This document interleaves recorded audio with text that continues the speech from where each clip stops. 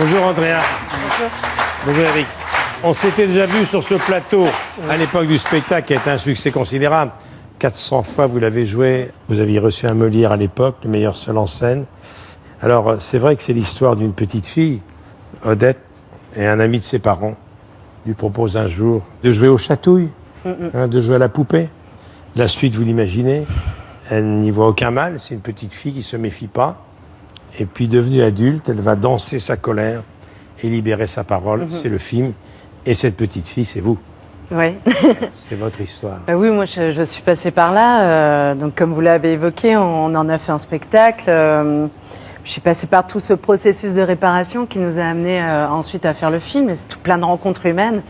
Alors, Eric, racontez-moi, comment vous avez réussi à transmettre tout ça, alors il était le seul sur scène pendant 400 représentations, et en faire un film? La difficulté, c'était quoi? La difficulté, c'était en premier lieu par rapport aux spectateurs, enfin aux gens qui avaient vu le spectacle, d'arriver à leur rendre quelque chose, parce qu'ils avaient tous imaginé une mère, ils avaient tous imaginé un père, ils avaient tous imaginé, puisqu'elle jouait toute seule. Là, il fallait essayer de donner quelque chose qui puisse rendre à l'écran. Et la deuxième difficulté, c'était d'arriver à rendre l'humour et la magie et la poésie, en sachant que cette fois-ci, on avait réellement une enfant de 9 ans qui existait à l'écran. Et on voulait pas qu'il n'y ait pas d'humour, on voulait pas qu'il n'y ait pas de poésie, parce que sinon c'était mettre la tête sous l'eau des gens, et c'était un film de vie qu'on voulait faire et pas un film d'atrocité. La petite fille s'appelle Cyril Mérès.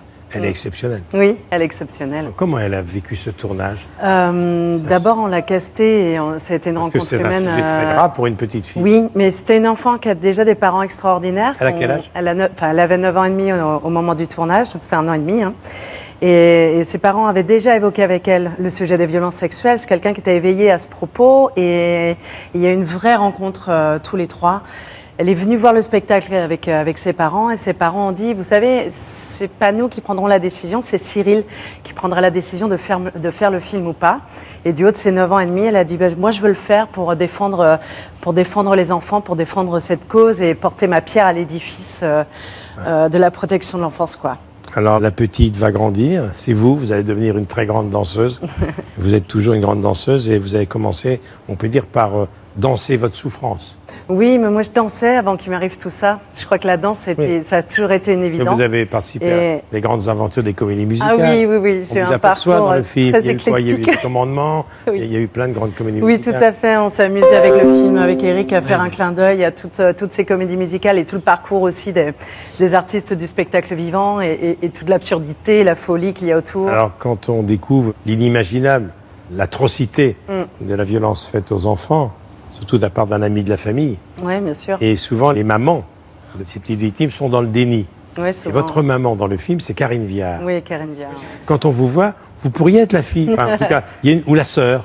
Il y a une filiation entre vous. Il y a une ressemblance. Oui. Il y a une ressemblance, mais même au niveau du caractère, même au niveau de la force très brute, parce que Karine est quelqu'un comme ça, qui est dans l'énergie, dans le... Comédienne exceptionnelle. Et en plus, c'était fabuleux sur le film, parce que tous les comédiens qui sont quand même pas des moindres nous ont suivis, mais alors que c'est notre premier film, nous ont vraiment suivis, mais alors sans aucun problème. Oui, il y avait une immense énergie.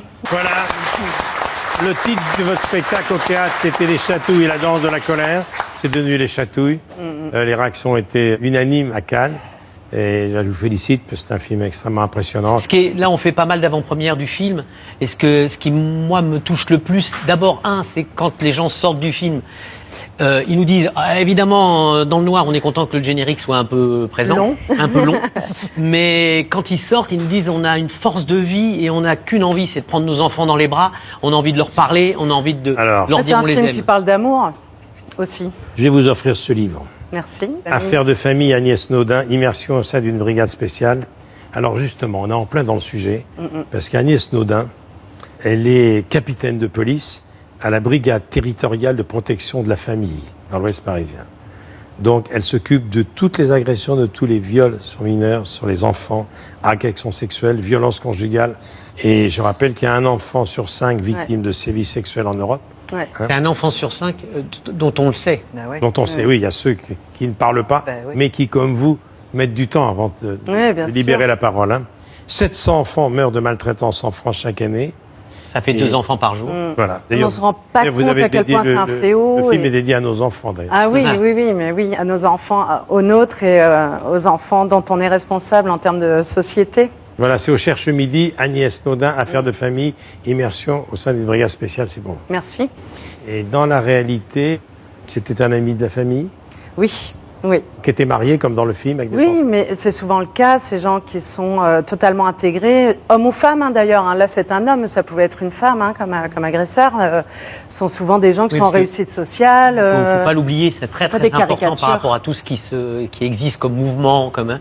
C'est très important de dire qu'il y a beaucoup de petits garçons qui se font agresser, qu'il y a beaucoup d'hommes qui sont aident agressés. et qui sont à la pointe de la défense de ce genre de choses, et que plus on se séparera, hommes et femmes, et plus les mouvements existeront chacun dans leur coin, moins on arrivera. Et on imagine cette chape de plomb sur ce sujet terrible Ah bah, pendant des années, des années. Oui, bien sûr. Mais les gens parleront sans doute de plus en plus. J'espère. On va maintenant rire, hein. Mais il y a des Mais on choses- rit aussi avec le Non, non, mais film. il y a des- c'est ce que je veux dire, il y a des choses très très drôles dans le film.